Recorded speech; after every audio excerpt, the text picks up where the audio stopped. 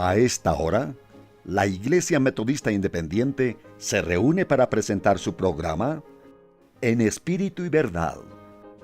Dios es Espíritu, y los que le adoran en espíritu y verdad es necesario que le adoren. Bienvenidos al programa de hoy.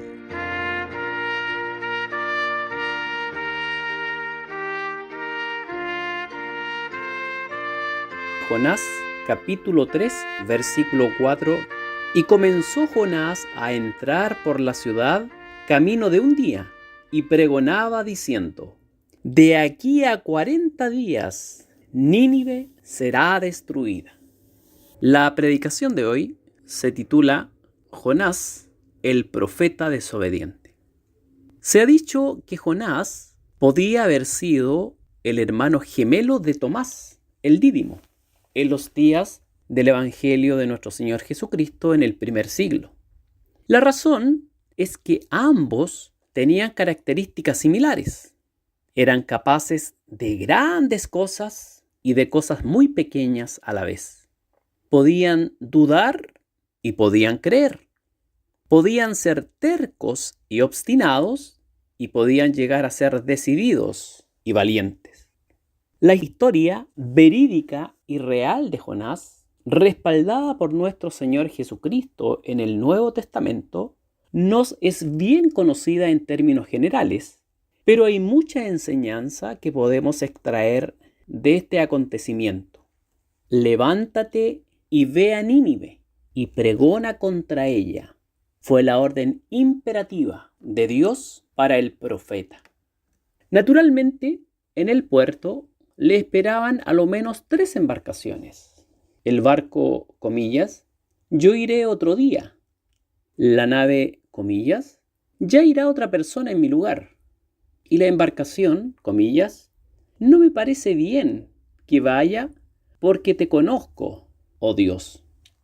Veamos en primer lugar a Jonás y su entorno. Su nombre significa paloma.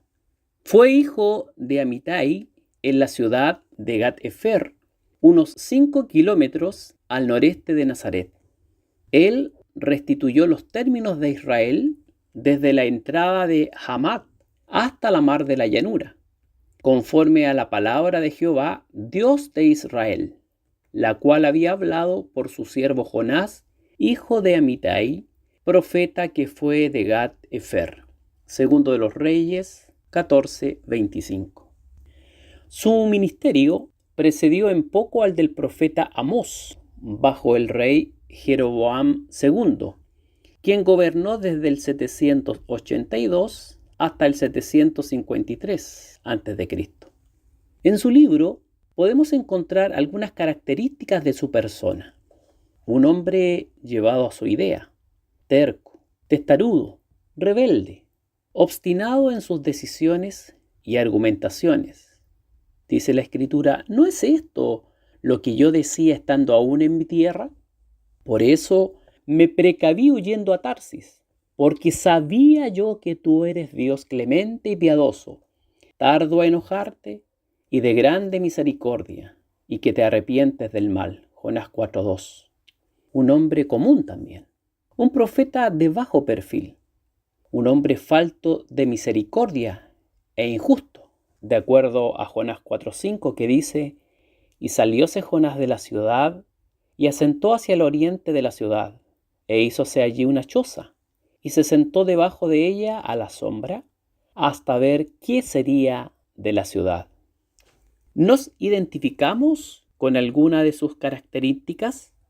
Estimado oyente, ¿se identifica con alguna de sus características? En segundo lugar, veamos la comisión de parte de Jehová. Dios le llama y le encomienda ir a Nínive, a predicarles con el fin de que se arrepientan. Nínive era una gran ciudad. Tenía más de 120,000 habitantes y una gran cantidad de animales, como lo atestigua Jonás 4:11, que dice: y no tendré yo piedad de Nínive, aquella grande ciudad donde hay más de 120,000 personas que no conocen su mano derecha ni su mano izquierda, y muchos animales. Nínive fue capital de Asiria cuando esta nación estaba en su apogeo. 3 días de camino se empleaban en recorrerla. Era un complejo de suburbios que formaban la gran metrópoli. Jonás 3:3 nos dice: y era Nínive, ciudad sobremanera grande, de 3 días de camino. Jonás 3:3.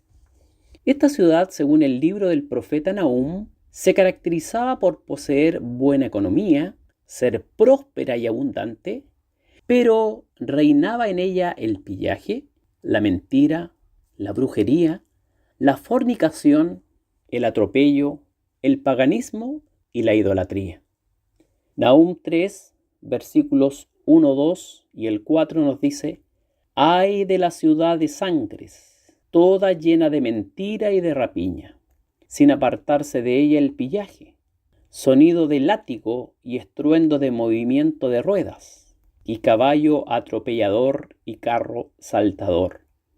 A causa de la multitud de las fornicaciones de la ramera de hermosa gala, maestra de brujerías, que vende las gentes con sus fornicaciones y los pueblos con sus hechizos. Dios mandó a Jonás a aquel lugar porque su maldad había llegado a su presencia. Jonás 1:2 dice: y pregona contra ella, porque su maldad ha subido delante de mí. Jonás, en su tentativa de escape para huir a Tarsis, no le falta dinero para pagar el pasaje, pero sí le sobran razones, excusas y pareceres, pues tenía su propia opinión al respecto. Es lo que describe el capítulo 4 de su libro. De manera rebelde y obstinada, desobedece a Dios y se embarca en un puerto marítimo llamado Jope, que sería el puente para llegar a Tarsis.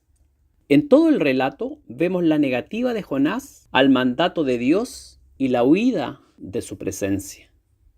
Qué torpeza la de pensar huir de la presencia de Dios. Dice el salmista en el Salmo 139, 7 y 8: ¿a dónde me iré de tu espíritu y a dónde huiré de tu presencia? Si subiera a los cielos, allí estás tú. Y si en abismo hiciere mi estrado, he aquí allí tú estás. Jonás no era ingenuo, pero sí era extremadamente terco y obstinado. Él sabía perfectamente que no se podría esconder de la presencia de Dios, pero de igual forma huyó. El gran Dios omnipotente, en su soberanía, creador de todo lo que existe, levantó un gran viento, acompañado de una gran tempestad, que asusta aún a los marineros paganos, supersticiosos y experimentados navegantes del mar. Su superstición le lleva a echar suerte para ver por quién había sobrevenido este mal. Una vez indagada la situación, Jonás confiesa su falta y pide con certeza y tal naturalidad que si lo toman y lo echan al mar, ésta se calmará, pues reconoce que por él se ha levantado esta grande tempestad. De primera, los marineros no accedieron a la solución que da Jonás, sino que intentaron por sus propios medios tornar la nave a tierra. Pero fracasaron, pues la mar embravecía cada vez más. Finalmente, tomaron a Jonás y lo arrojaron al mar, y ésta se tranquilizó. En tercer lugar, veamos la comisión renovada de Jonás. Nuestro gran Dios, todo sabio y poderoso, envió a predicar a Jonás a una gran ciudad, Nínive. Por la desobediencia del profeta levanta un gran viento y una gran tempestad para volver al profeta a la comisión encomendada. Maravillosamente Dios había prevenido un extraño y poco habitual medio de transporte, un gran pez, para que tragase a Jonás. Estando 3 días y 3 noches en el vientre del pez, tiempo más que suficiente para pensar y recapacitar, Jonás, arrepentido por su desobediencia y obstinada negativa, ora a Dios alabándole, reconociéndole y agradeciéndole por haberle salvado de la muerte física. ¿Quién de nosotros escogería por voluntad propia el vientre de un pez para orar? Hay mucha enseñanza en este pasaje. Jonás ya no argumenta, no reclama, no da su parecer ante Dios. Solo en dicha situación reconoce, alaba y agradece. Dios está en todo lugar, dispuesto a escuchar la voz y el clamor de sus hijos. No esperemos llegar a una situación semejante a la de Jonás por nuestro sabio parecer, obstinada iniciativa o terca argumentación. No nos irá bien. Una vez cumplido el propósito de Dios, mandó al pez que lo vomitase en tierra, y no en medio del mar. Aquí podemos ver la provisión y la providencia de Dios. Notemos que este severo castigo de parte de Dios resultó en vida espiritual renovada para el profeta. Dios da nuevas oportunidades para aquellos de sus hijos que arrepentidos genuinamente le dejan obrar en sus vidas. Dice Jonás 3, versículos 1 al 2, y fue palabra de Jehová segunda vez a Jonás diciendo, levántate y ve a Nínive. Dios le brinda una segunda oportunidad al profeta, y esta vez obedece, y va a la ciudad y pregona, a viva voz. De aquí a 40 días Nínive será destruida. Y vociferaba mientras caminaba. De aquí a 40 días Nínive será destruida. Nínive, escuchando la advertencia de destrucción de parte de Dios por medio del profeta, atiende a la reprensión y se arrepiente desde su rey hasta el más pequeño, incluyendo en su humillación en saco, ceniza y ayuno aún a los animales. Esta ciudad fue preservada de la destrucción en contraste con Sodoma, Gomorra y las ciudades comarcanas Adma y Seboim, y también en contraste con Betsaida, Corazín y Capernaum. Es muy probable que Nínive se arrepintiese bajo el reinado de Adad-Nirari III, del 810 al 782 a.C., o bajo el rey Asurdán III, 772 al 755 a.C. La historia asiria señala que en el año 763 a.C. hubo un eclipse total, y en los años 765 y 759 a.C. hubo diferentes plagas. La ciudad era totalmente pagana y supersticiosa. Es posible que Dios permitiese esto con anterioridad, con antelación, a manera de advertencia previa. Veamos en cuarto lugar la actitud egoísta de Jonás. Dios ama al ser humano y a lo que creó, entre ellos a los animales. Veamos un punto antes de avanzar. Si Dios es inmutable, ¿cómo es que se arrepiente? Veamos qué nos dice la Biblia. Está muy bien explicado por el profeta Jeremías, capítulo 18, del 7 al 10. Dice, en un instante hablaré contra gentes y contra reinos, para arrancar y disipar y destruir. Empero si esas gentes se convirtieren de su maldad, de que habré hablado, yo me arrepentiré del mal que había pensado hacerles. Y en un instante hablaré de la gente y del reino, para edificar y para plantar. Pero si hiciere lo malo delante de mis ojos, no oyendo mi voz, arrepentiréme del bien que había determinado hacerle. Hasta ahí el pasaje. Notemos el enojo injusto de Jonás porque Dios se arrepintió de destruir a Nínive. ¡Qué egoísta, falto de misericordia y testarudo fue Jonás! Se distanció de la ciudad, construyó una choza y se instaló para ver qué acontecería en vez de estar orando por la nación. Trató de argumentar con Dios. ¿No es esto lo que yo decía estando aún en mi tierra? Por eso me precaví huyendo a Tarsis. De la misma forma que el siervo negligente, relatada por la parábola de los talentos en Mateo 25-24, te conocía que eres hombre rudo. Vemos una mejor actitud y ejemplo del rey de Nínive, sus súbditos y sus animales, que la del propio profeta.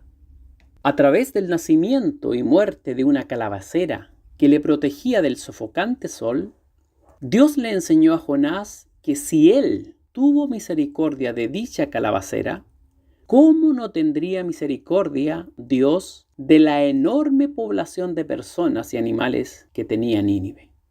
Dice el profeta Jeremías en el libro de Lamentaciones 3 del 22 al 23, «Es por la misericordia de Jehová que no somos consumidos, porque nunca decayeron sus misericordias. Nuevas son cada mañana. Grande es tu fidelidad». ¿Qué podemos aprender de esta meditación y a la vez concluir?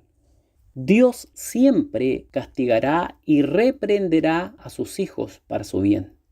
Es importante considerar que por la Escritura sabemos que siempre Dios envía advertencias antes de un castigo. Debemos saber a conciencia que por la desobediencia y torpeza espiritual personal podemos exponer y llevar al sufrimiento a otros. La terquedad, obstinación y testarudez no deben prevalecer en el creyente, sobre todo al tratar de argumentar y presentar nuestro punto de vista a nuestro Dios todo sabio. Antes de intentar disputar con Dios, atendamos al consejo de la Escritura. Job 39:35. ¿Es sabiduría contender con el Omnipotente? Notemos que en el relato bíblico nos encontramos frente a un gran Dios, una gran ciudad, un gran viento, una gran tempestad, un gran pez, un gran pecado de Nínive, pero no un gran profeta, solo un profeta común, nada sobresaliente en comparación con otros. ¿Cuál es la enseñanza? Dios Todopoderoso, con alguien pequeño, puede hacer grandes cosas. Por lo tanto, nadie se desmerezca en la obra de Dios y tampoco se compare con otros. Debemos considerar que como instrumentos y vasos, siempre debemos estar preparados y aparejados para el uso de Dios. Aunque fracasemos la primera vez, Dios siempre nos dará nuevas oportunidades si andamos en su voluntad. Dios es misericordioso y clemente, tardo para la ira y grande en misericordia. ¿Qué sería de nosotros si no fuese así? Oremos. Oh Dios, te alabamos por tu grandeza, sabiduría y omnipotencia. Te damos gracias porque nos amas, porque nos amonestas y reprendes cuando es necesario. Te damos gracias porque nos escuchas, nos consuelas y nos alientas. Gracias por tu misericordia renovada cada día. Enséñanos a acatar tu voluntad, consejo y dirección. Ayúdanos para que seamos vasos e instrumentos para tu honra y gloria. En el nombre de Jesucristo elevamos esta oración. Amén.